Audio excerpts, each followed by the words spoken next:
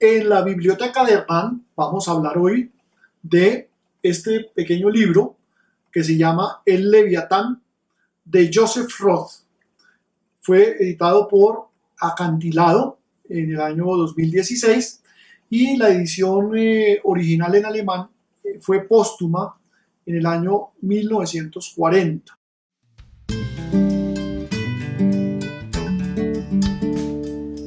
Hola, un cordial saludo.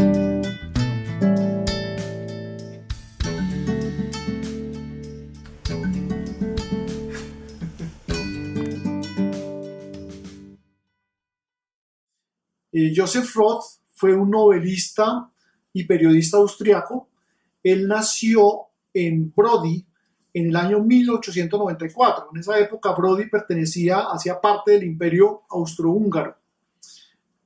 Ahora actualmente forma parte de Ucrania. Roth murió en París en 1939. Philip Roth es considerado uno de los grandes escritores del siglo XX. Él le tocó sufrir el desmembramiento del Imperio Austrohúngaro como consecuencia de la Primera Guerra Mundial, y esto generó en él y en intelectuales del imperio lo que se conoció como la pérdida de patria, que lo llevó a migrar a Berlín, que era como un centro intelectual en estos primeros años del siglo XX, y allí fueron testigos del ascenso del nacionalsocialismo. Cuando empezó la persecución a la raza judía, muchas personas, entre ellos Roth, que era judío, pues tuvieron que emigrar a otros países, y por eso este autor fue a parar a Francia. Hablemos de la novela.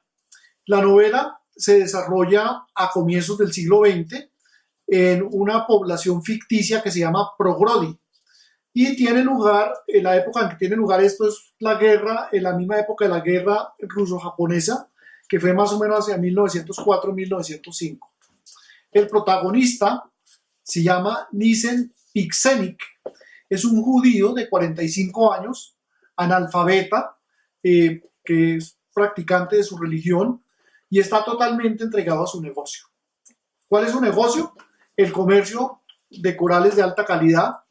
Él se caracteriza por su honradez, y esto le ha permitido tener una amplia clientela, no solamente en su poblado, sino también clientes que vienen de poblados vecinos. Pixenik nunca ha salido de su pueblo, que es un pueblo que queda muy lejos del mar, y él ha tenido una relación muy especial con los corales. Él vive obsesionado con los corales. Se los imagina como animales marinos que fingen ser árboles para protegerse de los tiburones, y con frecuencia piensa en el mítico pez Leviatán, que según la leyenda fue encargado por Jehová para cuidar a los corales. También él percibe que los corales siguen vivos aún después de que han sido tallados y van como joyas que llevan las mujeres. En su opinión, los corales tienen unas características particulares, como reflejar el estado de salud de las personas. Si la mujer que porta un coral está enferma, el coral palidece. Si está muy sana, por el contrario, el coral aumenta su brillo y aumenta su color. Pero además le atribuye otras características particulares, como las que señala en este texto. Solo allí, en el cuello blanco y firme de las mujeres, en la proximidad más íntima de la arteria palpitante, hermana de los corazones femeninos, los corales revivían, adquirían brillo y hermosura, ejercitaban su mágico poder innato de atraer a los hombres y despertar pasiones amorosas. La novela, en general, me parece a mí, pues, que además de estos diálogos y este tipo de circunstancias, lleva o refleja costumbres y tradiciones del mundo rural ucraniano o austrohúngaro en el momento en que fue escrita la novela.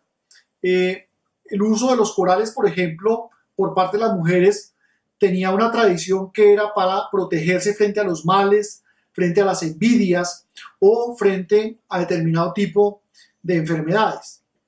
También muestra la novela cosas interesantes como las prácticas comerciales. las mujeres cuando llegan al poblado van a la casa de Pixénix a negociar los corales y hay todo un proceso ceremonial para hacer la negociación. Mientras tanto, los hombres están en la feria haciendo sus negociaciones, pero cuando ellos terminan las negociaciones, van a la casa de Pixénix a recoger a sus esposas e hijas, pero aprovechan y renegocian los corales sobre la base de los precios que ya habían negociado sus esposas. Pixénix los atiende, les ofrece vodka, incluso hay ocasiones en que les ofrece alimentos.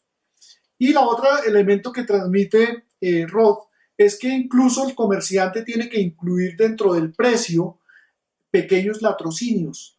Él observa que algunos de los clientes sustraen algunos corales y los echan descuidadamente a sus bolsillos y él no puede confrontarlos, pero sí tienen que tener en cuenta eso para, a la hora de negociar el precio, incluir en el precio eso que él calcula que se están llevando también.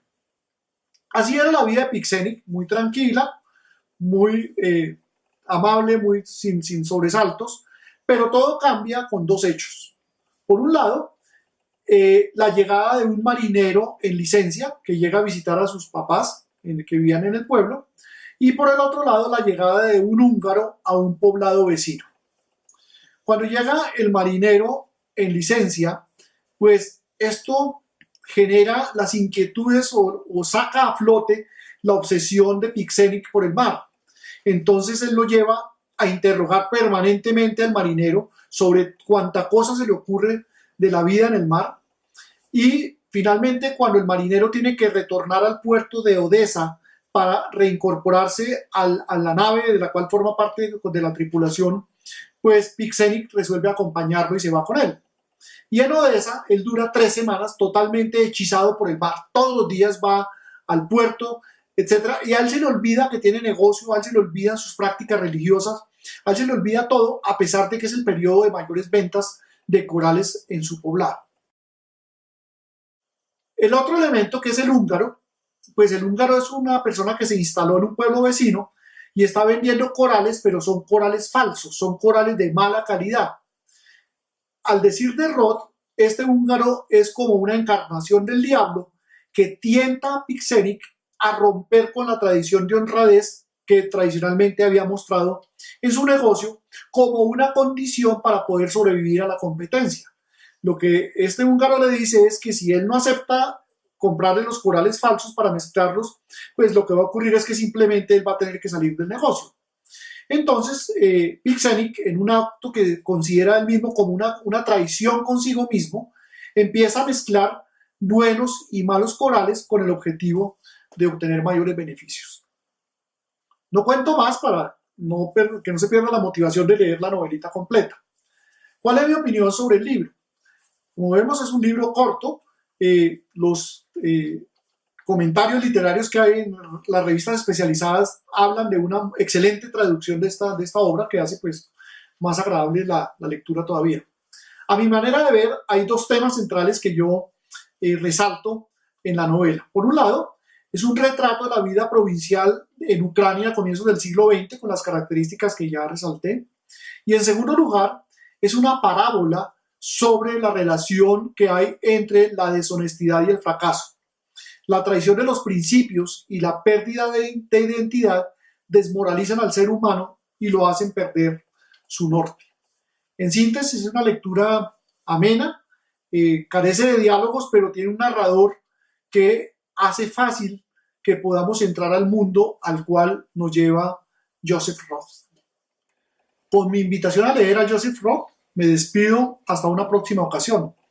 Los invito cordialmente a suscribirse, es muy fácil, a darle like al video y a compartir sus comentarios. Hasta una próxima ocasión.